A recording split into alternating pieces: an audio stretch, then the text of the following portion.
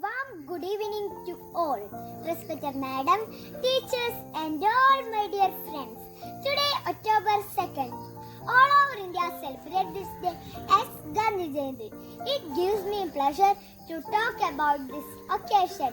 It is the remembrance of the birth anniversary of Mohandas Karamchand Gandhi.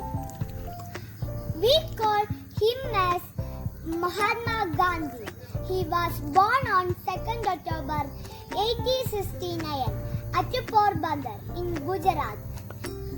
His father is Karamchand Gandhi. His mother is Putli Bai. He got married Kasturba in 1883. Mahatma Gandhi was an honest man and a great leader. He fight for the freedom of India from British rule. Oh Mahatma, we salute you. Thank you.